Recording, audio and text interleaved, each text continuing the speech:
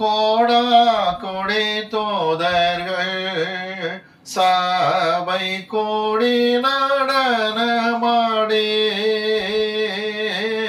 கோடா கொடை தோதர்கள் சபை கூடி நடனமாடே. பாடி ஓமை தோதிக்க ஆடியேனோ உமை தோதிப்பேன். தோத்திரம் தோத்திரமே. பிதாவே, இந்த அருமையான வேலைக்காக நன்றி. 5 மாதங்களும் மிகுந்த கிருபையை காப்பாற்றி 6வது மாதத்தை காண்கிற ஸ்லாக்கியத்தை கொடுத்தீரே, உமக்கு கோடாகோடி ஸ்தோத்திரம், கோடாகோடி ஸ்தோத்திரம். தேவனே, இந்த மாதத்தின் வாக்குத்தத்த வார்த்தையை தியானிக்கும் பொழுது எங்களுக்கு மிகுந்த பிரயோஜனமாக இருக்க, இந்த மாதத்திற்கு மட்டுமல்ல வாழ்நாள் முழுவதும் பிரயோஜனமாக இருக்க எங்களை ஆஸ்வதிக்கும்படிக்கு நாங்கள் ஜெபிக்கிறோம். ஜெபத்தை கேட்டதற்காக நன்றி. இயேசுவின் நாமத்தில் பிதாவே, ஆமென். கிறிஸ்துவுக்குள் பிரியமானவர்களே, நாம் தியானிக்க போகிற வசனத்துக்கு ஆதாரமாக வேதத்திலிருந்து ஒரு பகுதியை வாசிக்க கேட்க போகிறோம். என்னுடைய பேத்தி தெபோரா ஜெயப்பிரியா அதை வாசிப்பார்கள். எபிரேயர் 6ஆம் அதிகாரம் 13 முதல் 20 வசனங்கள். ஆபிரகாமுக்கு தேவன் வாக்குத்தத்தம் பண்ணின போது ஆணையிடும்படி தம்மிலும் பெரியவர் ஒருவரும் இல்லாதபடியினாலே தமது பேரிலே தானே ஆணையிட்டு, நிச்சயமாக நான் உன்னை ஆசீர்வதிக்கவே ஆசீர்வதித்து உன்னை பெருகவே பெருக பண்ணுவேன் என்றார். அந்தபடியே அவன் பொறுமையாய் காத்திருந்து வாக்குத்தத்தம் பண்ணப்பட்டதை பெற்றான். மனுஷர் தங்களிலும் பெரியவர் பேரில் ஆணையிடுவார்கள். உறுதி பண்ணும்படி ஆணையிடுதலே சகல விவாதத்திற்கும் முடிவு. அந்தபடி தேவனும் வாக்குத்தத்தம் பண்ணப்பட்டவைகளை சுதந்தரித்துக் கொள்ளுகிறவர்களுக்கு தமது ஆலோசனையின் மாறாத நிச்சயத்தை பரிபூர்ணமாய் காண்பிக்கும்படி சித்தமுள்ளவராய் ஓர் ஆணையினாலே அதை ஸ்திரப்படுத்தினார். நமக்கு முன் வைக்கப்பட்ட நம்பிக்கையை பற்றி கொள்ளும்படி அடைக்கலமாய் ஓடி வந்த நமக்கு 2 மாறாத விசேஷங்களினால் நிறைந்த ஆறுதல் உண்டாகும்படிக்கு எவ்வளவேனும் பொய்யுரையாத தேவன் அப்படி செய்தார். அந்த நம்பிக்கை நமக்கு நிலையும் உறுதியும் திரைக்குள்ளாக போகிறதுமாக ஆத்தும நங்கூரமாய் இருக்கிறது. நமக்கு முன்னோடினவராகிய இயேசு மெல்கி சேதேக்கின் முறைமையின்படி நித்திய பிரதான ஆசாரியராய் நமக்காக அந்த திரைக்குள் பிரவேசித்திருக்கிறார். ஆண்டவராக இயேசு கிறிஸ்துவின் அன்பின் நாமத்தினாலே உங்களுக்கு என்னுடைய அன்பின் வாழ்த்துக்களை நான் தெரிவித்துக் கொள்கிறேன். இந்த நாளிலே கர்த்தர் நமக்கு இந்த மாதத்திற்கு விசேஷமாய் கொடுத்த வாக்குத்தத்த வார்த்தை ஆணையிடும் தேவன் என்பதாகும். நேற்று தினத்திலே நாங்கள் 95ஆம் சங்கீதத்திலிருந்து இந்த வார்த்தையை கொண்டு நாங்கள் செய்தியை முடிவுக்கு கொண்டு வந்தோம்.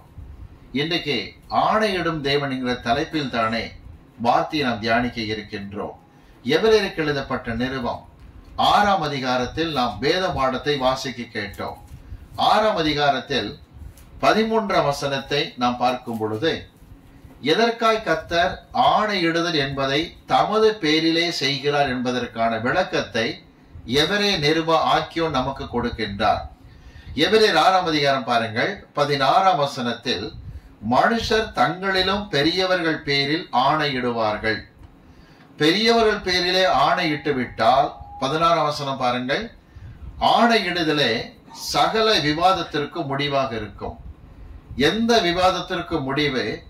பெரியவர் பெயரிலே ஆணையிட்டு விட்டால், அதாவது ஸ்ட்ராங் டிக்ளரேஷன், அன்ஷேக்கபிள், அசைக்க முடியாத அன்சேஞ்சபிள் டிக்ளரேஷன், மாறாத ஒரு அறிவிப்பு என்பது உறுதிப்படுகிறது. தேவன் தம்முடைய பேரில் ஏன் ஆணையிட்டார் என்பதற்கான விளக்கத்தை பாருங்கள். வசனம் 13, எபிரேயர் 6:13, ஆபிரகாமுக்கு தேவன் வாக்குத்தத்தம் பண்ணின போது ஆணையிடும்படி தம்மிலும் பெரியவர் ஒருவரும் இல்லாதபடியினாலே தமது பேரில் தானே ஆணையிட்டே. 16ஆம் வசனம் சொல்லுகிறது, தங்களிலும் பெரியவர் பேரில் ஆணையிடுவார்கள். தேவனோ தனக்கு மேல் பெரியவர் எவரும் இல்லாதபடியினால் தமது நாமத்தில் ஆணையிட்டார் என்று வேதம் சொல்லுகிறது. 1 யோவான் எடுத்துக்கொள்ளலாம், 4ஆம் அதிகாரம் எடுத்துக்கொள்வோம். அதில் 4ஆம் வசனத்தை வாசிக்க நாம் கேட்போம்.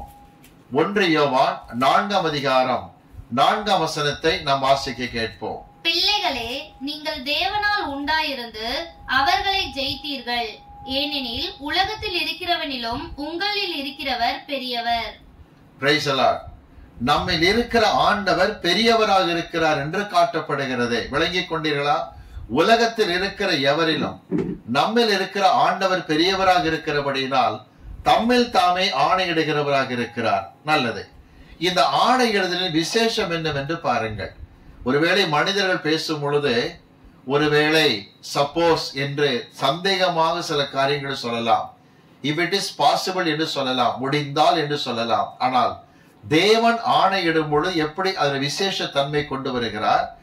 இவரிலும் பெரியவர் எவருமே இல்லை, எனவே தமது பேரில் ஆணையிட்டார் என்று பார்த்தோம். இவர் ஆணையில இருக்கிற இன்னொரு விசேஷம் என்ன தெரியுமா? 14ஆம் வசனத்தை வாசிக்க நாம் கேட்போம். எபிரேயர் 6:14.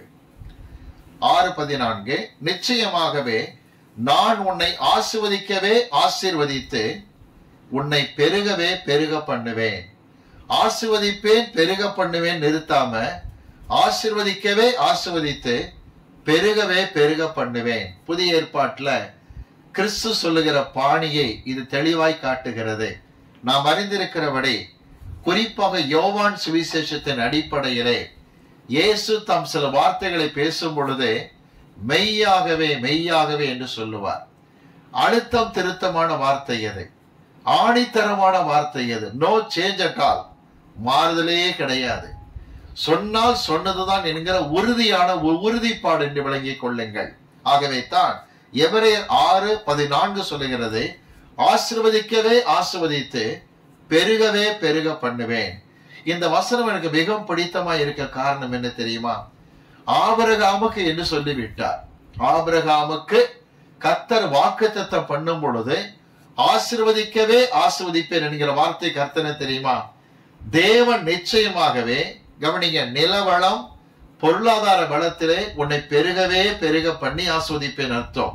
ஒன்றே ஆஸ்வதிக்கவே ஆஸ்வதிப்பேன் என்கிற காரியமானது தேவன், கவனிங்க, நமக்கு கொடுக்கக்கூடியதான பேலன்ஸ், ஸ்ட்ரென்த். எப்படிப்பட்ட ஸ்ட்ரென்த் தெரியுமா? பொருளாதாரத்தில் ஸ்ட்ராங்காக இருக்க வேண்டும், வாழ்க்கையில் வளமையிலே ஸ்ட்ராங்காக இருக்க வேண்டும். இதுக்கு பெயர் தான் ஆஸ்வதிக்கவே ஆஸ்வதிப்பேன். அதில் மாறுதலே இல்லை என்பது பொருளாகும். அடுத்த வார்த்தை பாருங்க, எபிரேயர் 6:14, பெருகவே பெருக பண்ணுவேன். மீனிங் என்ன? உன் சந்ததியை எண்ணிக்கையில் பெருகவே பெருக பண்ணுவேன், ஆணித்தரமாய் செய்வேன். அப்படி சொன்னதுனால தான் இன்றைக்கும் கூட ஆபிரகாம் சந்ததியை யாராலும் எண்ண முடியாமல் இருக்கிறது. ஆண்டவர் வானத்து நட்சத்திரங்களை போல, பூமியின் கடற்கரை மணலை போல தேவ பிள்ளைகளுக்கு பெருக பண்ணி இருப்பது ஆசீர்வாதமான காரியம். இதை ஒட்டி ஒரு வசனத்தை சொல்ல விரும்புகின்றேன். எனக்கு பிடித்தமான ஒரு அருமையான வார்த்தையை பாருங்கள். ஏசாயா தீர்க்கதரிசி புஸ்தகம் 60ஆம் அதிகாரத்துக்கு வரலாமா? ஏசாயா 60ஆம் அதிகாரம். இந்த 22ஆம் வசனத்தை ஆண்டவர் சிறையிருப்பின் நாட்களிலே ஜனங்களுக்கு சொல்லுகிற வாக்கு தத்தம் என்று புரிந்து கொள்ளுங்கள். ஏசாயா 60:22 வாசிக்க நாம் கேட்போம். சின்னவன் ஆயிரமும் சிறியவன் பலத்த ஜாதியுமாவான். கர்த்தராகிய நான் ஏற்ற காலத்தில் இதை தீவிரமாய் நடப்பிப்பேன். சற்று கவனிக்கிறீர்களா? இதன் பொருள் என்னவென்று விளங்கிக் கொள்ளுங்கள். அன்பானவர்களே, இவர்கள் பாபிலோன் சிறையிருப்பில் இருக்கிற ஜனங்களை காணப்படுகிறார்கள். பாபிலோன் சிறையிருப்பில் இருக்கும் போது ஒரு கேள்வி என்ன தெரியுமா? நம்முடைய முற்பித ஆபிரகாம் கர்த்தர் வாக்கு பண்ணினாரே, ஆஸ்வதிக்கவே ஆஸ்வதிப்பேன், பெருகவே பெருக பண்ணுவேன் என்று. ஐயோ, நாம் செய்த பாவத்தினால், நாம் செய்த தவறுகள் நிமித்தமாக பாபிலோன் தேசத்தில் காணப்படுகிறோம்.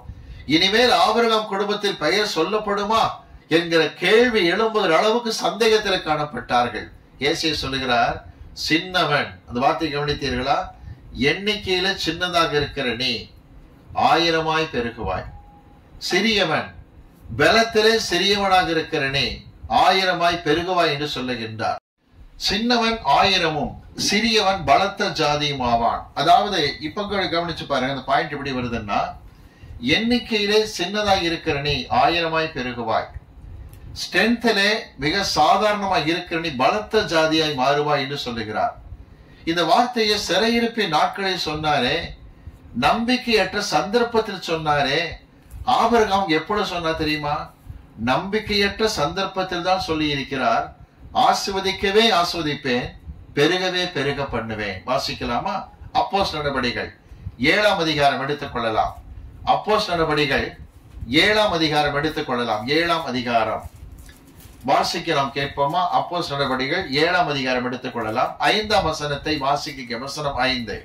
இதிலே ஒரு அடி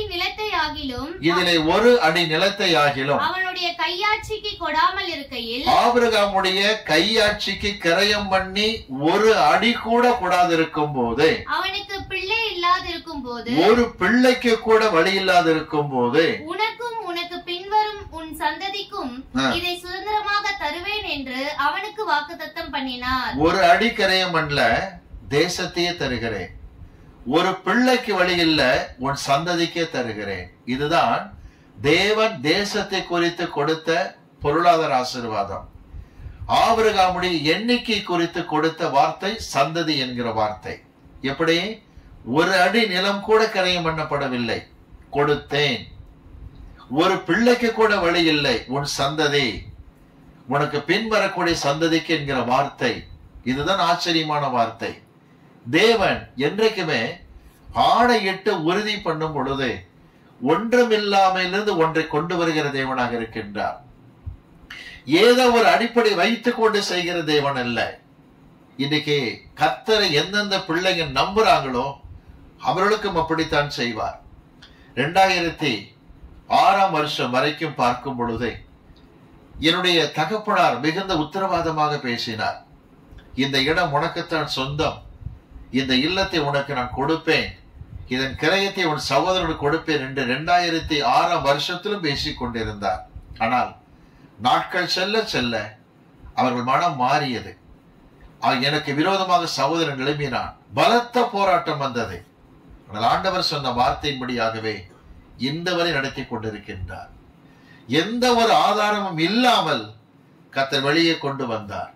இன்றைக்கு ஆண்டவர் வல்லமையாய் ஆசீர்வதித்திருக்கிறார். இதுதான் சொல்லுகிறேன் திரும்ப, தேவன் ஒன்றுமில்லாமல் ஒன்றை கொண்டு வருகிற தேவன்.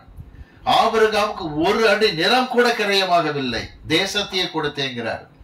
ஒரு பிள்ளைக்கு வழி இல்லை, உன் சந்ததி என்று சொல்லுகிறார். ஆச்சரியமான தேவன் அவர். ஆகவே தான் வேதம் சொல்லுகிறது, ஆண்டவர் தம்மிலும் பெரியவர் யாரும் இல்லாததனால் தமது பேரிலே ஆணையிட்டார். என்னை கேட்டுக்கொண்டிருக்கிற அன்பான பிள்ளைகளை கவனியுங்கள். யூடியூப் வாயிலாக தேவ செய்தி கவனிக்கிற ஊழியக்காரராக இருக்கலாம்.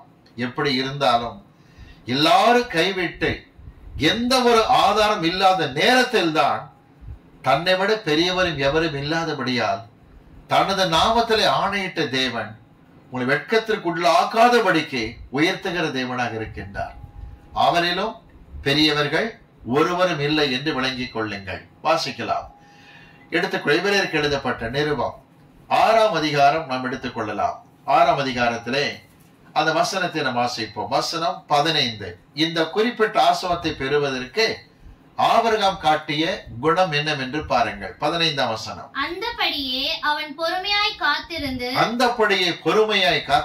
வாக்குத்தத்தம் பண்ணப்பட்டதை பெற்றான். பொறுமையாய் காத்திருந்து வாக்குத்தத்தம் பண்ணப்பட்டதை பெற்றான். எப்படி பொறுமையாய் காத்திருந்தார்? சாராள் சொன்னதுமே ஆகாரை கல்யாணம் பண்ணி கொடுக்கிற காரியத்தை செய்யவில்லையா? இதுதான் பொறுமையோ என்கிற கேள்வி நமக்குள்ளாக எழும்பும். நீங்கள் அறிந்திருக்க வேண்டிய சத்தியத்தை ஞாபகப்படுத்தி சொல்லுகின்றேன். ஆபிரகாம் நாட்களில் பழக்கம் உண்டு. ஒருவன் கல்யாணம் பண்ணி குழந்தை இல்லாவிட்டால் இன்னொரு கல்யாணம் பண்ணியாவது பிள்ளையை பெற்றுக் கொண்டு விட்டால் அவன்தான் சிறந்த ஒரு ஞானி.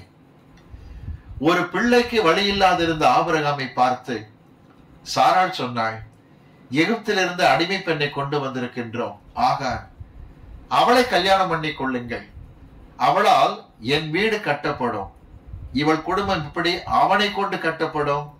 சாராள் பதஷ்டத்திலே பேசுகின்றாள். ஆபிரகாம் என்ன திரும்ப செய்தார்? சாராள் பேச்சை கேட்டு ஆகாரை திருமணம் செய்து கொண்டார். ஆகார் கர்ப்பம் தரித்ததுமே தன் எஜமானியை அற்பமாக நினைத்தாள். ஏனென்றால் அந்த காலத்து வழக்கத்தின் மறுபக்கம் என்னவென்றால், கல்யாணம் பண்ணின மனைவிக்கு குழந்தை இல்லாத இருக்க இரண்டாம் மனைவி பிள்ளையை பெற்றெடுத்து விட்டால் முதலாம் மனைவி பதவி இறக்கம் செய்யப்பட்டு வேலைக்காரியாவாள். இரண்டாம் மனைவி பதவி உயர்வை பெற்று எஜமானியாக மாறுவாள்.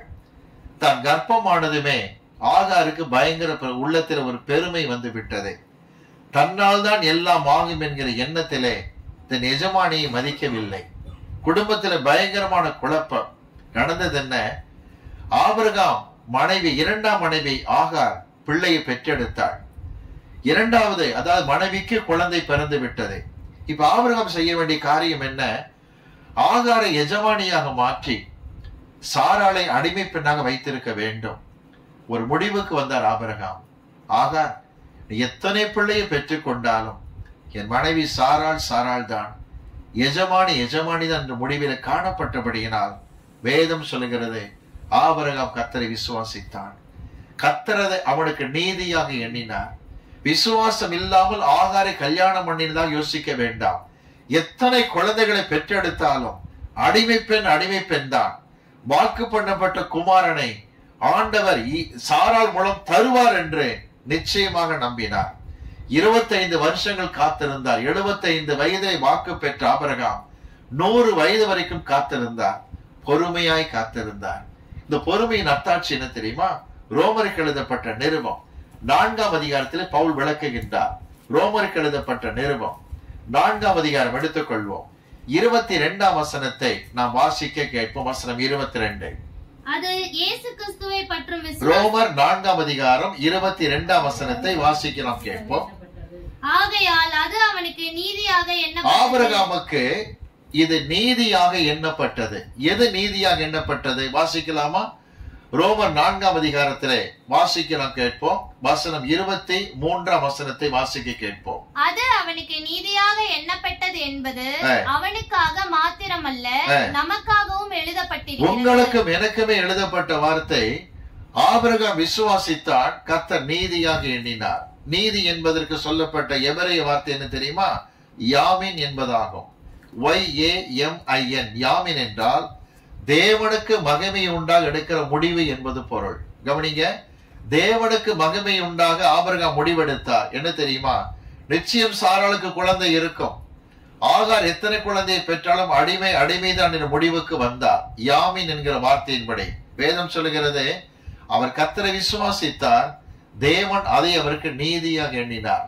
நீங்கள் 19ஆம் வசனத்திலிருந்து 21 வரை படிக்கும் பொழுது ரோமர் 4:19 முதல் 21 வரை ஆணித்தரமாய் பவுல் சொல்லுகிறார். சரீரத்தில் பலவீனமாய் இருந்தாலும் ஆபிரகாம் விசுவாசத்தில் பலவீனமாய் இருக்கவில்லை. ஒரு முடிவுக்கு வந்தார். சாராள் தான் எஜமானி, ஆகார் அடிமை. இந்த முடிவை பார்த்த கர்த்தர் அவர் கர்த்தரை விசுவாசித்ததாக ஏற்றுக்கொண்டார். பொறுமையாய் காத்திருந்தார். எனவே தான் ஆசிர்வதிக்கவே ஆசிர்வதிப்பேன், பெருகவே பெருக பண்ணுவேன் என்ற வார்த்தையை தம்மிலும் பெரியவர் யாரும் இல்லாததனால் தமது பேரில் கர்த்தர் ஆணையிட்டதை நிறைவேற்றி ஆசிர்வதித்தார். ஒரு அடி நிலத்தை கரையம் பண்ணவில்லை, தேசத்தையே கொடுப்பேன்னார். ஒரு குழந்தைக்கு வழி இல்லை, உன் சந்ததி என்று சொன்னார். இந்த காலை நேரத்திலே வார்த்தையை கேட்டுக்கொண்டிருக்கிற உங்களுக்கு நான் சொல்லுகிற காரியம் இதுதான். எந்த ஒரு ஆதாரம் இல்லாமல் இருக்கும் பொழுது என்னையும் கர்த்தர் ஆஸ்வதிப்பாரா, என்னையும் கர்த்தர் நடத்துவாரா என்கிற எண்ணம் உங்களுக்குள்ளாக வரும் பொழுது கர்த்தருடைய வார்த்தை சொல்லுகிற காரியம் என்ன தெரியுமா? ஆண்டவர் நிச்சயமாகவே உங்களை ஆஸ்வதிக்கவே ஆஸ்வதிப்பார், பெருகவே பெருக பண்ணுவார். வாசிக்கலாம். எபிரேயருக்கு எழுதப்பட்ட நிருபம் 6:15. அந்தபடியே காத்திருந்து வாக்கு பண்ணப்பட்டதை பெற்றான். ஆனா ஒரு விஷயம் என்ன தெரியுமா? தேவன் சில காரியத்தை வாக்கு பண்ணும் பொழுது பொறுமை உங்களுக்கு வேண்டியதாக இருக்கிறது. இந்த பொறுமை என்பது சாதாரணமா கிடைத்து விடுமா? பொறுமையோடு காத்திருந்தான் என்ற வார்த்தை வருகிறது. பொறுமையை கர்த்தர் எதுவரைக்கும் நீடிக்க பண்ணினார் என்று பார்க்க இருக்கின்றோம். வாசிக்கலாமா? ஆதியாகமத்தின் புஸ்தகம் 21ஆம் அதிகாரத்துக்கு வருகின்றோம். ஆதியாகமம் 21.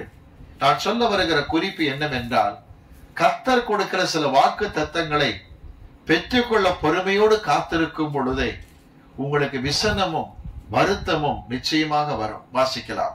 ஆதியாகமம் 21ஆம் அதிகாரத்தில் 9ஆம் வசனம் துவக்கி 11 வரை வாசியுங்கள். பின்பு எகிப்து தேசத்தால் ஆகிய ஆகார் ஆபிரகாமுக்கு பெற்ற குமாரன் பரியாசம் பண்ணுகிறதை சாராள் கண்டு ஆபிரகாமை நோக்கி, இந்த அடிமை பெண்ணையும் அவள் மகனையும் புறம்பே தள்ளும். இந்த அடிமை பெண்ணின் மகன் என் குமாரனாகிய ஈசாக்கோடே சுதந்திரவாளியாய் இருப்பதில்லை என்றாள். தன் மகனை குறித்து சொல்லப்பட்ட இந்த காரியம் ஆபிரகாமுக்கு மிகவும் துக்கமாய் இருந்தது. உண்மையிலேயே துக்கம். ஐயோ, இந்த ஆகாரை பற்றி இப்படி சாராள் சொல்லிவிட்டாளே, இஸ்மவேலை குறித்து இப்படி சொல்லிவிட்டாளே, எப்படி நான் புறம்பே தள்ளுவது, எப்படி வீட்டை விட்டு அனுப்புவது என்று தனக்குள்ளாக வேதனைப்பட ஆரம்பித்தார். ஆனால் ஒன்று, சாராள் சொன்ன அந்த ஆணையிடுதல் சொந்த பலத்தில் பேசியது. இதே சாராள் தான் அவளால் குடும்பம் கட்டப்படும் என்று சொன்னாள். இதே சாராள் தான் தன்னை அற்பமாக ஆகார் நினைத்த பொழுது, என் மீது சுமந்திருக்கிற வேதனை உமக்கும் பங்கு உண்டு என்று கத்தினாள். இதே சாராள் இப்படி சொல்லுகிற வார்த்தை, இந்த அடிமை பெண்ணையும் மகனையும் புறம்பே தள்ளும் என்று. சாராள் உற்சாகமாய் பேசிவிட்டவள் வேதனையோடு ஆணையிடுகின்றாள், புறம்பே தள்ள வேண்டும் என்று சொல்லி. ஆனால் தம்மிலும் பெரியவர் யாரும் இல்லாதபடியினாலே ஒருவர் அடுத்து ஆணையிட ஆரம்பிக்கின்றார். இந்த வார்த்தை ஆபிரகாம் துக்கமாகவே காணப்படவில்லை. வாசிக்கலாமா? ஆதியாம் 21ஆம் அதிகாரத்தில் 12ஆம் 13ஆம் வசனத்தை வாசிக்க நாம் கேட்போம். அப்பொழுது தேவன் ஆபிரகாமை நோக்கி, அந்த பிள்ளையையும் உன் அடிமை பெண்ணையும் குறித்து சொல்லப்பட்டது உனக்கு துக்கமா இருக்க வேண்டாம். ஈசாக்கின் இடத்தில் உன் சந்ததி விளங்கும். ஆதலால் சாராள் உனக்கு சொல்வதெல்லாவற்றையும் கேள். அடிமை பெண்ணின் மகனும் உன் வித்தாய் இருக்கிறபடியால் அவனையும் ஒரு ஜாதியாக்குவேன் என்றார். ஆண்டவர் தம்மிலும் பெரியவர் யாரும் இல்லாதபடியினால் ஆண்டவர் உறுதியாய் சொல்லுகிறார், உன் மகனை நான் ஆஸ்வதிப்பேன், இஸ்மவேலும் உன் வித்தாய் இருக்கிறபடியால் அவனையும் ஆஸ்வதிப்பேன். சொல்லுகிற வார்த்தை கேட்டு நடந்து கொள் என்று சொல்லுகிறார். இப்பொழுது ஆபிரகாம் துயரம் வரவில்லை, ஆபிரகாம் துக்கப்படவில்லை. அடுத்த நாள் அதிகாலமே ஆபிரகாம் எழுந்து தேவன் சொன்ன வார்த்தையை செய்தார் என்று அடுத்த வசனம் துவங்குகிறதை பார்க்கின்றோம். மொத்தத்தில் நான் சொல்ல வருகிற காரியம் என்ன தெரியுமா? தங்களிலும் பெரியவர்கள் யாரும் இருந்து ஒருவர் ஆணையிட்டால் நமக்கு விசனங்கள் வரலாம். தங்களிலும் பெரியவர் யாரும் இல்லாமல் தமது பேரில் கர்த்தர் ஆணையிடும் பொழுது துக்கம் விசனம் வரவே வராது, நம்பிக்கை தான் பிறக்கும். சொன்னவர் யார்? பெரியவர். உலகத்தில் இருக்கிற எவனிலும் பெரியவர். அவர் சொல்லி விட்டார் என்றால் எந்த சொந்த பந்தங்கள் உங்களை நெருக்கினாலும் வேதம் சொல்லுகிறது அவர் ஆணையிடுதலே சகல விவாதத்திற்கு முடிவாக இருக்கின்றது. ஒன்று தெரியுமா? 2004ஆம் வருஷத்தில் முதல் ஐசக் பெரியசாமி குடும்பத்தினர் ஞானஸ்நானம் எடுத்தார்கள். என்னுடைய ஊழியத்தில் மிகுந்த உதவியாக இருந்தார்கள். எத்தனையோ விவாதங்கள் வந்தன, தர்க்கங்கள் எழும்பின. என் உறவின் முறையார் கேவலமாய் பேசினார்கள். ஒன்று மட்டும் உண்மை, கர்த்தர் கொடுத்த அந்த வாக்குத்தத்த வார்த்தை நிறைவேற்றுவார் நம்பினோம். காரணம் என்னவென்றால் தம்மிலும் பெரியவர் யாரும் இல்லாதபடியினால் தமது நாமத்தில் கர்த்தர் எங்களுக்கு ஆணையிட்டார். அதை குறித்து நான் விளக்கமாய் சொல்ல விரும்புகின்றேன். வாசிக்கலாம். ஆதியாமத்தின் புஸ்தகம் 12ஆம் அதிகாரம் எடுத்துக் கொள்ளலாமா? ஆதியாம் 12ஆம் அதிகாரம் 1ஆம் வசனத்தை வாசிக்க நாம் கேட்கும். வசனம் 1ஐ வாசிக்க கேட்போம். கர்த்தர் ஆபிராமை நோக்கி, நீ உன் தேசத்தையும் உன் இனத்தையும் உன் தகப்பனுடைய வீட்டையும் விட்டு புறப்பட்டு, தகப்பன் வீட்டை விட்டும் இனத்தை விட்டும் புறப்பட்டு என்ற வார்த்தை மிக முக்கியம். லீவ் த ஹவுஸ், வீட்டை விட்டு வெளியேறு, உன் இடத்தை விட்டு வெளியேறு, புறப்படு என்று கவனியுங்கள். ஆபிரகாம் சொன்ன அந்த வார்த்தை பின் நாட்கள்ல பாருங்க, சிறையிருப்பின் நாட்களிலும் கர்த்தர் உறுதிப்படுத்தி பேசுகின்றார். வாசிக்கலாமா? ஏசாயா தீர்க்கதரிசி புஸ்தகம் 52ஆம் அதிகாரம் 52 1ஆம் வசனத்தை வாசிப்போம். எழும்பு எழும்பு எழும்பு எழும்பு, 2 முறை சொல்லுகிறார் ஆண்டவர். எழும்பு எழும்பு. 11ஆம் வசனம் வாசிங்க. வசனம் 11. புறப்படுங்கள் புறப்படுங்கள் புறப்படுங்கள் புறப்படுங்கள் 2 முறை சொல்லுகிறார். யார் அவர் தெரியுமா? ஆசீர்வதிக்கவே ஆஸ்வதிக்கிறவர், பெருகவே பெருக பண்ணுகிறவர், மெய்யாகவே மெய்யாகவே என்று வாக்கு கொடுக்கிற தேவன். ஆணித்தரமாய் சொன்னார், ஆபிரகாம் புறப்படு, இனத்தையும் ஜனத்தை விட்டு புறப்பட்டு வா. 2004ஆம் வருஷத்தின் இறுதியிலே ஐசக் குடும்பத்தினர் ஞானஸ்நானம் எடுத்தார்கள். ஆண்டு சொன்ன வார்த்தை, இனத்தையும் ஜனத்தை விட்டு புறப்படு என்று. நாட்கள் நகர்ந்தன. பிறகு 2008ஆம் வருஷத்தில் கர்த்தர் தெளிவாக பேசினார், புறப்படுங்கள் புறப்படுங்கள், எழும்புங்கள் எழும்புங்கள், உறுதிப்பட பேச ஆரம்பித்தார். எத்தனை அவமானம், எத்தனை நிந்தனைகள், இழிவான சொற்கள், யாரை நாம் நம்புகிறோமோ, அன்பாய் நேசிப்பார் என்று நினைக்கிறோமோ அவர்கள் வாயிலேயே நாங்கள் காதார கேட்டு வேதனைப்பட்ட வார்த்தைகள், அத்தனை பிரச்சனை கடந்து வந்தோம். ஆனால் கர்த்தருடைய வார்த்தை கீழ்ப்படிந்தோம். எழும்பு எழும்பு என்றார், புறப்படுங்கள் புறப்படுங்கள் என்றார். ஆபிரகாம் அன்றைக்கு சொன்ன ஆண்டவர் தம்மிலும் பெரியவர் யாரும் இல்லாததனால் தமது பேரில கர்த்தர் ஆணையிட்டார். நடந்து என்ன தெரியுமா? ஒரு அடி நிலத்தை கூட ஆபிரகாம் கரையம் பண்ணவில்லை. தேசத்தை கொடுத்தேன் என்று சொன்னார். ஒரு பிள்ளைக்கு கூட வழி இல்லை, உன் சந்ததி என்று சொன்னார். ஐசக் குடும்பத்தினர் நம்பினார்கள் கர்த்தருடைய வார்த்தையை. இன்னைக்கு ஆண்டவர் வீடு மாற்றி வாடகை வீட்டில் கஷ்டப்பட்ட அந்த குடும்பத்தினரை சொந்தமாய் இடத்தை கொடுத்து கர்த்தர் ஆசீர்வதித்திருக்கிறார். இரண்டாவதாக உன் சந்ததி என்று சொன்னாரே, மகள் பாரதியினுடைய குடும்பத்துல கூட பிள்ளைகளை காண்கிற சாக்கியத்தை கர்த்தர் கொடுத்தார். ஆண்டவர் ஒன்றும் இல்லாமல் இருந்து ஒன்றை உருவாக்குகிற தேவன். நாம் நினைத்து பார்க்கும் பொழுது ஆனந்த கண்ணை வடித்துக் கொண்டே இருக்கலாம் ஒழிய வேற என்ன செய்ய முடியும்? ஆண்டவர் அப்படித்தான் சொல்லுவார். எப்படிப்பட்ட தேவன் தெரியுமா? தம்மிலும் பெரியவர் எவரும் இல்லாததனால் தமது பேரில ஆணையிடுகிற தேவனாக இருக்கிறார். நம்முடைய முடிவு என்ன தெரியுமா? இப்படிப்பட்ட முடிவை எடுத்த காரியமானது தேவனுக்கு மகிமையை கொண்டு வந்தது. ஆக ஒன்று நாம் சொல்லுவோம், தேவனே ஆபிரகாமை போல புறப்படுவதன சாக்கியத்தை எனக்கு தாரும். சீயோனை பார்த்து சொன்னீர், எழும்பு எழும்பு, புறப்படுங்கள் புறப்படுங்கள் என்று கீழ்ப்படுகிற சாக்கியத்தை தாரும். தேவன் சில சமயத்தில் உணர்த்துவார். உன் ஜெப வாழ்க்கை எங்கு பாதிக்கப்படுகிறதோ, உன் ஊழியம் எங்கு பாதிக்கப்படுகிறதோ, எந்த இடத்துல வேதனைப்பட்டு கொண்டிருக்கிறாயோ அந்த இடத்தை விட்டு வெளியே வா என்று கர்த்தர் அழைக்கும் பொழுது, ஜெபத்தோடு வெளியே வரும் பொழுது, எந்த ஒரு ஆதாரம் இல்லாமல் ஒரு நாடோடியை போல, பரதேசியை போல 1550 கிலோமீட்டர் பயணம் பண்ணி அந்த பாபிலோன் மெசொப்பொத்தேமியாவில் இருந்து கானானுக்குள் ஆபிரகாம் பிரவேசித்தார். இன்றைக்கு இந்த இஸ்ரவேல் நாட்டை கண்டு அமெரிக்கா, சீனா, ரஷ்யா வல்லரசுகள் நடுங்கும்படி கர்த்தர் ஆசீர்வதித்திருக்கின்றார். இன்றைக்கும் சொல்ல போனால் நாம் வசிக்கக்கூடிய இந்த தமிழ்நாட்டிலே 1/3 தான் இஸ்ரவேல் நாடு. தேவன் சொன்ன உடன்படிக்கையை நிறைவேற்றி கொடுத்தார். ஏன் செய்தார் தெரியுமா? தம்மிலும் பெரியவர் ஒருவரும் இல்லை, தமது பேரில் தானே ஆணையிட்டார். ஒரு காரியத்தை உணர்ந்து பார்ப்போம். 5 மாதங்களை கடந்து விட்டோம். 6வது மாதத்தில் பிரவேசித்திருக்கிறோம். ஆண்டவர் நமக்கு என்னென்ன வாக்குத்தத்த வார்த்தைகளை கொடுத்தாரோ, உள்ளத்தில் நீ சொல்ல வேண்டிய காரியம் என்ன தெரியுமா? இயேசு தம் பேரிலே ஆணையிட்டார். அவரிலும் பெரியவர் எவரும் இல்லை, நிச்சயமாக நிறைவேற்றுவார். உங்கள் திருமண விஷயமா, நிலம் சம்பந்தப்பட்ட காரியங்களா, கவனிங்க, வேலை போன்ற விஷயங்களா, பொருளாதார நெருக்கடிகளா, வாட்டவர் இட் மே, எதுவாக இருந்தாலும் சரி, தேவன் தம் பேரில் ஆணையிட்டிருக்கிறார், நிச்சயமாக நிறைவேற்றுவார். ஆசிர்வதிக்கவே ஆசிர்வதிப்பார், பெருகவே பெருக பண்ணுகிற தேவனாக இருக்கின்றார். அடுத்து நாம் பார்க்கலாமா? இதனுடைய இன்னொரு தாற்பயத்தை பார்க்க போகின்றோம். சங்கீதம் 95 8 முதல் 11 வரை இங்கு யாசர் ஜபக்குழுவினர் ஒரு பாடலை பாடுகிறார்கள். 95ஆம் சங்கீதம் 8 முதல் 11 வரை இருக்கிற அந்த பகுதி அப்படியே எவர நிருபத்தில் திரும்ப எடுத்து காட்டப்படுகிறது. 95ஆம் சங்கீதம் 8 முதல் 11 வரை இருக்கிற பகுதியை நீங்கள் படித்துக் கொள்ளுங்கள். இது பிரதிபலிக்கிற எவர நிருபத்துக்கு நாம் வருகின்றோம். எபிரேயருக்கு எழுதப்பட்ட நிருபம் 3ஆம் அதிகாரத்துக்கு வரலாமா? 3ஆம் அதிகாரம் வாசிக்கலாம். 7ஆம் வசனத்திலிருந்து வாசிக்கலாம், கேட்போம். ஆகையால் பரிசுத்த ஆவியானவர் சொல்லுகிறபடியே இன்று அவருடைய சத்தத்தை கேட்பீர்களாகில், வனாந்தரத்திலே கோபமூட்டின போதும் சோதனை நாளிலும் நடந்தது போல உங்கள் இருதயங்களை கடினப்படுத்தாதிருங்கள். அங்கே உங்கள் பிதாக்கள் என்னை சோதித்து என்னை பரீட்சை பார்த்து 40 வருஷ காலம் என் கிரியைகளை கண்டார்கள்.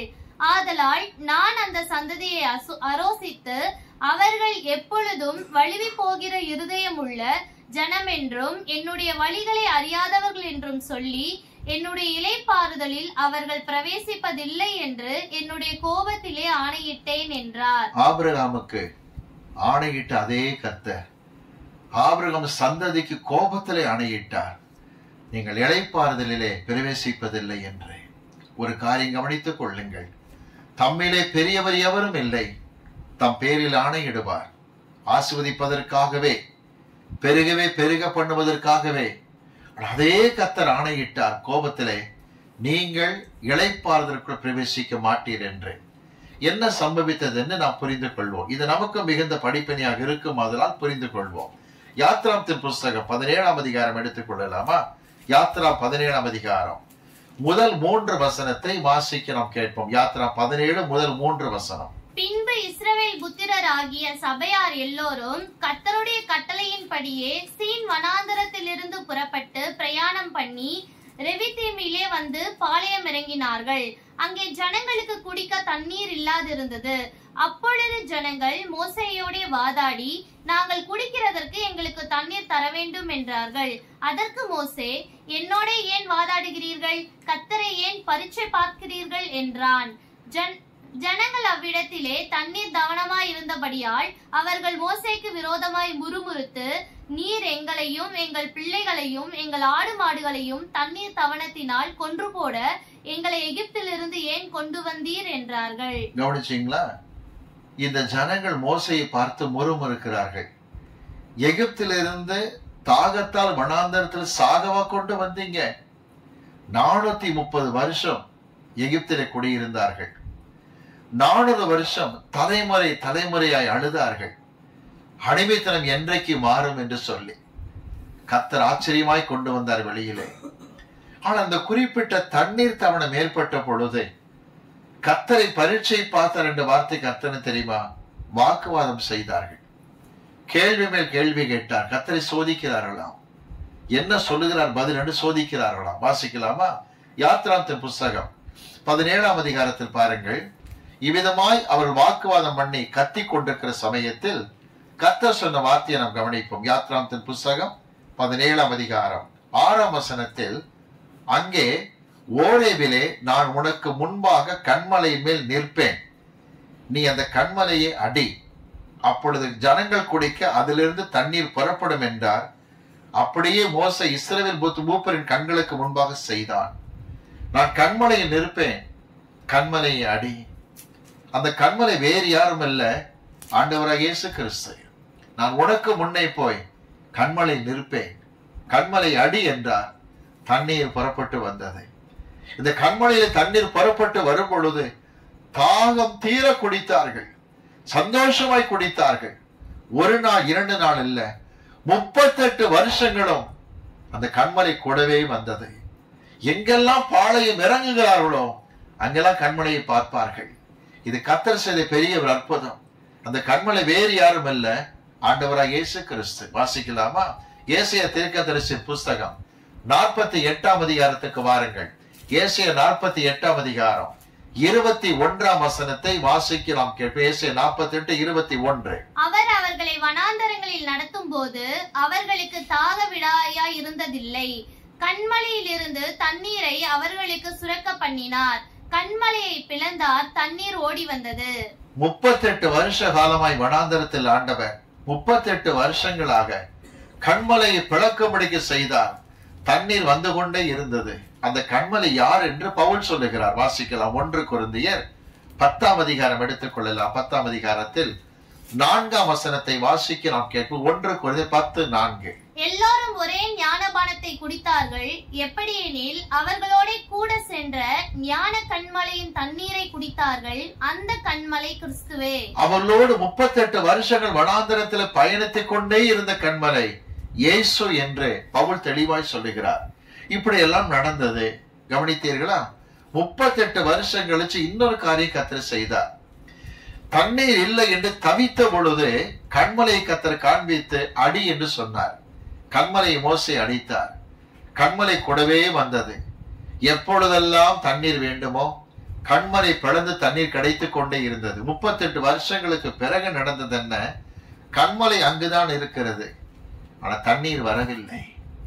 கர்த்தர் அவர்களை குறித்து என்ன யோசிக்கிறார்? அதான் ஆண்டு என்ன ஒரு முடிவுக்கு வருகிறார் என்றால், ஜனங்கள் பலகீனத்தை அவர்களுக்கு காட்டுவதற்காக கர்த்தர் இந்த காரியத்தை செய்தார். வாசிக்கலாம். எடுத்து நம்ம என்னாகமத்தின் புஸ்தகம் எடுத்துக்கொள்வோம். 38 வருஷம் முந்தி நடந்த அதே பிரச்சனை திரும்பி வருகிறதை பாருங்கள். என்னாகமத்தின் புஸ்தகம் 20ஆம் அதிகாரம் எடுத்துக் கொள்ளுங்களேன். என்னாம் 20ஆம் அதிகாரம் எடுத்துக்கொள்வோம். வாசிக்கலாம். வசனம் 2, 3, 4. 2, 3, 4 வாசியுங்கள். ஜனங்களுக்கு தண்ணீர் இல்லாதிருந்தது. அப்பொழுது அவர்கள் மோசேக்கும் ஆரோனுக்கும் விரோதமாய் கூட்டம் கூடினார்கள். ஜனங்கள் மோசேயோட வாக்குவாதம் பண்ணி, எங்கள் சகோதரர் கர்த்தருடைய சந்நிதியில் மாண்டபோது நாங்களும் மாண்டு போயிருந்தால் நலமாயிருக்கும். நாங்களும் எங்கள் மிருகங்களும் இங்கே சாகும்படி நீங்கள் கர்த்தரின் சபையை இந்த வனாந்தரத்திலே கொண்டு வந்தது என்ன? திரும்ப அதே வாக்குவாதம். கண்மலை இருந்தாராங்க? இருந்தார். வாசிக்கலாம். 8ஆம் வசனத்தை வாசிக்கலாம், கேட்போம். யோபு 8:20 வாசிப்போம். நீ கோலை எடுத்துக்கொண்டு நீயும் உன் சகோதரனாகிய ஆரோனும் சபையாரை கூடி வர செய்து அவர்கள் கண்களுக்கு முன்னே கண்மலையை பார்த்து பேசுங்கள். கண்மலை அங்குதான் இருக்கிறது, தண்ணீர் வரவில்லை. ஆண்டவர் ஏன் இந்த காரியத்தை செய்தார் தெரியுமா? கவனிக்கிறீர்களா? கண்மலையை பார்த்து சந்தோஷப்பட்டார்கள். தண்ணீர் பிளந்து வந்த, கண்மலை பிளந்து தண்ணீர் வந்தது. 38 வருஷமாய் தண்ணீரை குடித்து கொண்டு வந்தார்கள். தேவன் ஏன் கண்மலையிலிருந்து தொடர்ந்து தண்ணீரை கொடுக்கவில்லை தெரியுமா? ஆண்டவர் கவனிங்க, நம்முடைய குணத்தை நமக்கு எடுத்து காட்ட விரும்புகிறார். என்ன தெரியுமா? 38 வருஷமா எதற்காய் கண்மலை நம்பி இருக்கிறேன்? தண்ணீருக்காக மட்டும்தான். இன்னைக்கு அனைவர் வாக்கில பாருங்க, உலக காரியத்துக்கு மட்டுமே சர்ச்சுக்கு வருவதும் உலக காரியத்துக்காகவே கர்த்தரை தேடுவதுமாக இருப்பார்கள். உலக காரியத்தினுடைய அந்த ஆசீர்வாதம் நிற்குமானால் உடனே முறுமுறுப்பார்கள். எதற்குத்தான் ஞானஸ்நானம் எடுத்தேன் என்று தெரியவில்லை, எதுக்குதான் சர்ச்சுக்கு வந்தேன்னு தெரியவில்லை. இன்றைக்கு அநேகருக்கு எப்படி தெரியும் ஆண்டவர் இருக்கின்றார்? பரீட்சையில் பாஸ் பண்ண வைக்க வேண்டும், பிறந்த நாள் வந்து விட்டால் ஆசீர்வதிக்க வேண்டும், பிசினஸ் பண்ணுவேன், நிறைய பணத்தை கர்த்தர் கொட்டணும், என்ன கேட்கணும் தரணும். ஆண்டவரை தங்களுக்கு ஒரு வெல்ஃபேர் ஆபீசராக வைத்துக் கொண்டிருக்கிறார்கள்.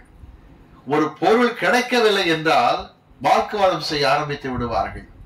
இப்படிப்பட்ட மக்களுடைய குணத்தை உணர்த்தி காட்டத்தான் கண்மலையை தண்ணீர் பெறப்படவில்லை. 38 வருஷம் கழித்து பழைய புத்தி திரும்ப ஆரம்பித்து விட்டது. இப்பொழுது ஆண்டவர் சொன்னார், கண்மலையை பார்த்து பேசி என்று சொல்லுகிறார். சற்று கவனிப்போம். தண்ணீர் புறப்பட்டு வந்தாலும் ஜனங்கள் குணம் என்ன தெரியுமா? ஒரு தேவைக்காக மாத்திரமே கர்த்தரை தேடுவது. கர்த்தர் பரீட்சையில பாஸ் பண்ண வைத்தால் கர்த்தர், இல்லைன்னா ஒரு கர்த்தர் கிடையாது. சிலருக்கு அப்படித்தான். நினைச்ச இடத்துல வேலை கிடைச்சிருச்சுன்னா கர்த்தர், வேலை கிடைக்கலையே அவர் கர்த்தரே கிடையாது. சொன்ன உடனே காரியம் நடந்துடணும், அவர் கர்த்தர், இல்லைன்னா கர்த்தரே கிடையாது. 1 கொரிந்தியர் எடுத்துக் கொள்ளுங்கள், 15ஆம் அதிகாரத்துக்கு வரலாம். 1 கொரிந்தியர் 15ஆம் அதிகாரம் 19ஆம் வசனத்தை நாம் வாசிக்க கேட்போமா? 15, 19 வாசிப்போம். இம்மைக்காக மாத்திரம் நாம் கிறிஸ்துவின் மேல் நம்பிக்கை உள்ளவர்களாய் இருந்தால், கிறிஸ்துவின் மேல் நம்பிக்கையாக இருந்தால் எல்லா மனுஷரை பார்க்கிலும் பரிதபிக்கப்படத்தக்கவர்களாக இருப்போம். சில பேர் சொல்லுவாங்க தன்னுடைய மனைவியை பார்த்து, நான் புறப்பட்டு இந்த ஊருக்கே வரேன், என் பிசினஸ் கர்த்தர் ஆசீர்வதிக்கணும், நீ நல்லா ஜெபம் பண்ணு, ஆனா நீ என்ன பண்ண போற? நல்லா தண்ணி அடிச்சு ஊர் ஊர மேய்ஞ்சுக்கிட்டு இருப்ப, பொண்டாட்டி மாத்திரம் ஜெபம் பண்ணணும். சிலருக்கு அப்படி ஒரு கோட்பாடு இருக்கின்றது. இன்னும் சில சொல்லுவாங்க, மம்மி டாடியை பார்த்து, எனக்கு வேலை கிடைக்க ஜெபம் பண்ணுங்க, ஜெபம் பண்ணா சர்ச்சுக்கு ஒழுங்கா வரேன், இல்லைன்னா ஊர் சுத்திக்கிட்டு இருப்பேன். இம்மைக்காகவே நீ கர்த்தரை தேடுகிறவனா இருந்தால் எல்லாரை காட்டிலும் பரிதாபத்தில் காணப்படுவா. நீ வளருகிற கிராமத்தில், குடியிருக்கிற கிராமத்தில் எல்லாரை காட்டிலும் பரிதாபத்துக்கு வர காரணம் என்ன தெரியுமா? இம்மைக்காகவே கர்த்தரை தேடுகிற காரியம். எனக்கு அன்பானவர்களே, 2009ஆம் வருஷத்தை நாங்கள் வந்து அந்த நிலத்தை நாங்கள் சுதந்திரித்துக் கொண்டோம், விவசாய நிலத்தை சுதந்திரித்துக் கொண்டோம். எத்தனை போராட்டங்கள், எத்தனை பற்றாக்குறைகள், எத்தனை கண்ணீரின் பாதைகள். ஜெப வாழ்க்கை விடவே இல்லை. தொடர்ந்து வைராக்கியமாக ஜெபித்தோம். செய்வனை கட்டுகள், பில்லி சூனியங்கள், மந்திரங்கள் எல்லாம் ஏவி பார்த்தார்கள். தொடர்ந்து ஜெபித்துக் கொண்டு வந்தோம். அநேக போராட்டங்கள் வந்தன, ஜெபித்துக் கொண்டே இருந்தோம். இந்த வரை கர்த்தர் கைவிடவில்லை. ஒன்று சொல்லுகிறேன், இம்மைக்காக மாத்திர கர்த்தரை தேடுகிற பிள்ளைகள் பரிதாபத்தில் தான் இருப்பார்கள். வேதம் சொல்லுகிறது, கர்த்தர் கோபத்திலே ஆணையிட்டார். அது என்ன ஆணை? அது ஆண்டவரிட்ட ஆணை. யார் அந்த கர்த்தர் என்று சொன்னார்? ஆபிரகாமுக்கு ஆணையிட்ட அதே கர்த்தர் ஆபிரகாம் சந்ததிக்கு சொன்னார், இளைப்பாறுதலில் பிரவேசிக்க மாட்டாய் என்று. நமக்கு ஒரு இளைப்பாறுதல் காத்திருக்கிறது தெரியுமா? அதுதான் வரக்கூடிய பரலோக ராஜ்யம்.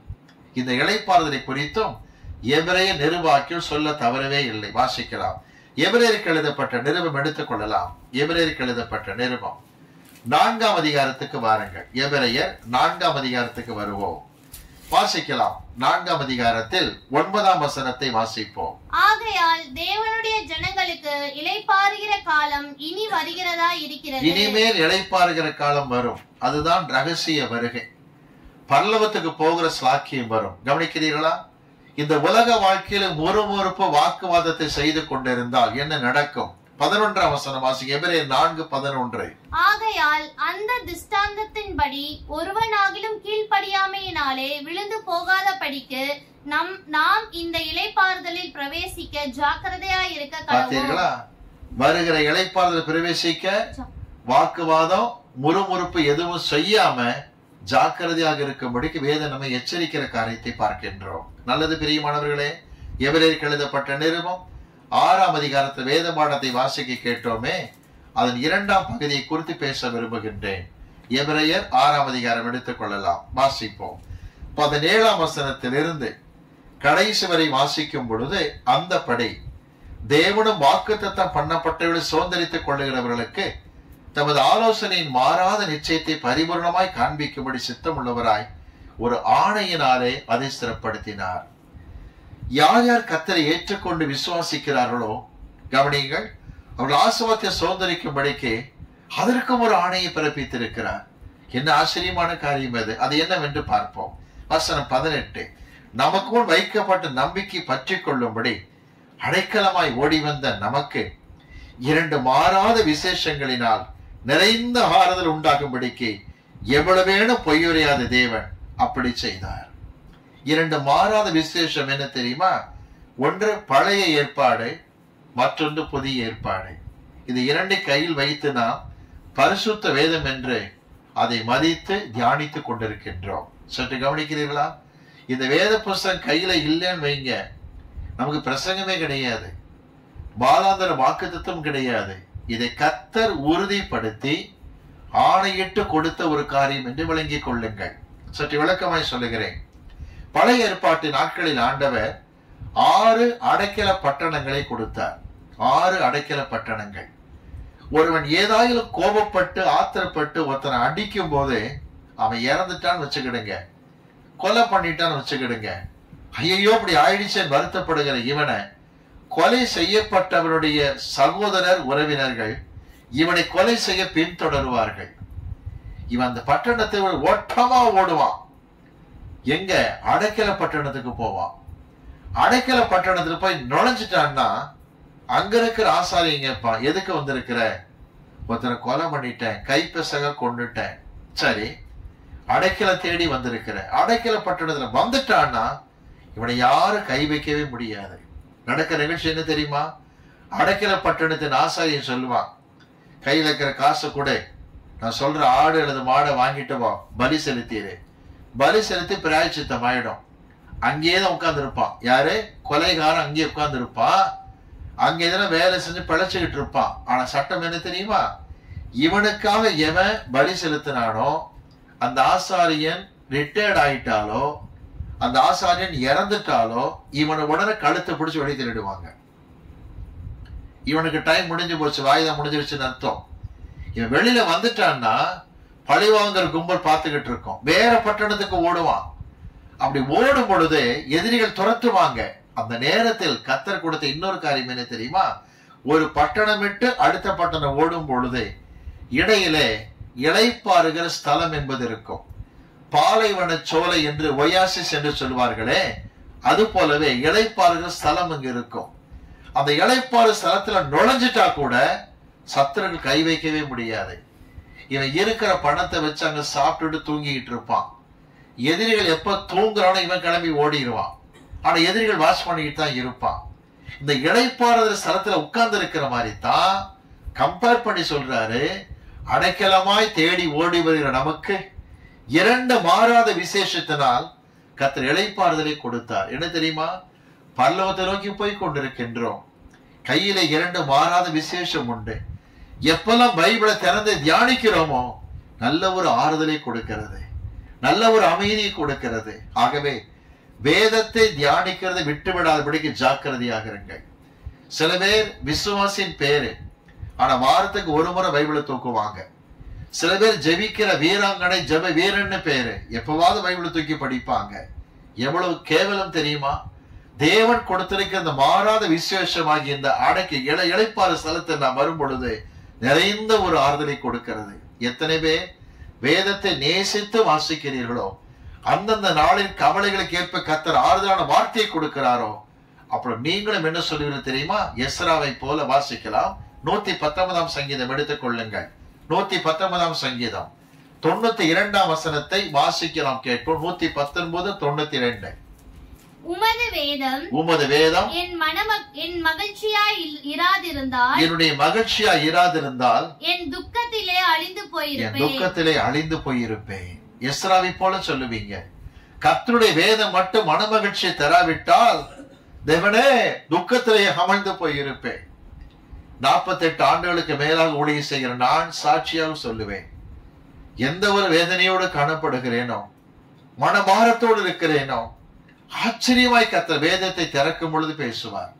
சில சமயத்துல என்னுடைய மகன் ஸ்தானத்தில் இருக்கிற சில பேர், மகள் ஸ்தானத்தில் இருக்கிற சில பேர் எனக்கு சில வசனங்களை அனுப்பும் பொழுது ஆச்சரியமாய் காணப்படும் வசனத்தினுடைய அந்த ஆழமான கருத்துக்கள்.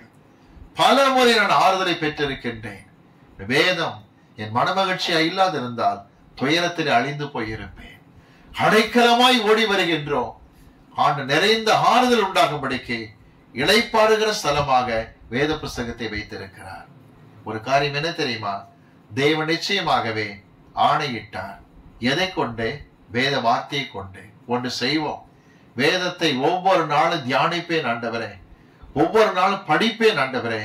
மாறாத விசேஷமாய் கர்த்தர் வைத்திருக்கிறேன், எனக்கு வாக்கு கொடுத்திருக்கிறேன். மெய்யாகவே மெய்யாகவே ஆஸ்வதிக்கவே ஆஸ்வதிப்பேன், பெருகவே பெருக பண்ணுவேன். ஒன்று மட்டும் புரிந்து கொண்டேன், வரக்கூட இளைப்பாது பிரவேசிக்கிறேன்னு சொன்னா, நீர் எனக்கு கோபத்துல ஆணையிடாதபடிக்கு தயவை நான் பெற வேண்டும் என்று சொன்னால் வார்த்தையை தியானிப்பேன், அதன்படி நடந்து கொள்வேன். கர்த்தர் ஆஸ்வதிப்பாராக. நாம் கண்களை மூடி கர்த்தருடைய சமூகத்தை நோக்கி நாம் பார்ப்போம். எல்லாரும் ஜெபத்தில் இருப்போம். எல்லாரும் ஜெபத்தில் இருப்போம். கர்த்தருடைய சமூகத்தை நோக்கி நாம் பார்ப்போம். ஆணையிடுகிற தேவன் ஆபிரகாமுக்கு தன்னிலும் பெரியவர் ஒருவரும் இல்லாததனால் தமது பேரில் ஆணையிட்டார். ஆபிரகாம் சந்ததி பின்வாங்கி போகும் பொழுது கோபத்திலே ஆணையிட்டார்.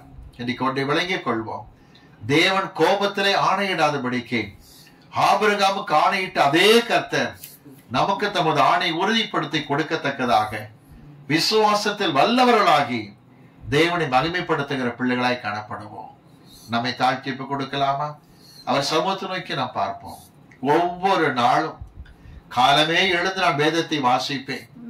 வேத வசனத்தின் வார்த்தை எனக்கு ஆசுவாதமாக இல்லாது இருக்குமானால் துயரத்திலே அமிழ்ந்து போய் இருப்பேன். ஒரு முடிவுக்கு வரலாம், தினந்தோறும் வேதத்தை வாசிப்பேன். அப்பா, 2 மாறாத விசேஷங்களை வைத்திருக்கிறேன். அடைக்கலமாய் ஓடி வருகிற எங்களுக்கு மாறாத விசேஷங்களை வைத்திருக்கிறீர் என்று நம்மை தாழ்த்தி கொடுத்து ஜெபிப்போம். அவர் சமூகத்தை நோக்கி நாம் பார்ப்போம்.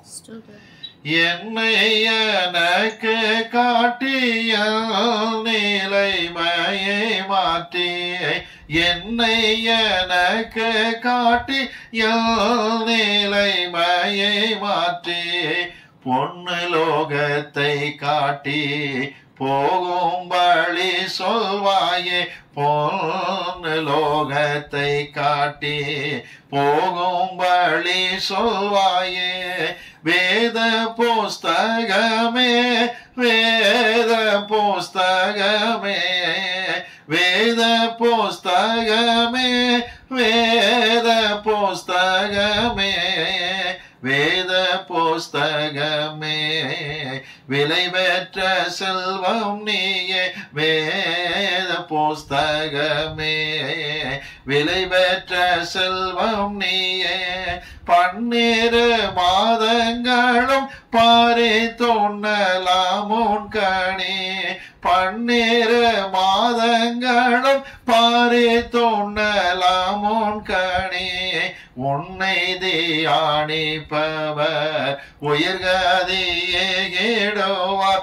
உன்னை தியானிப்பவர் உயிர்கதியே கேடுவார்.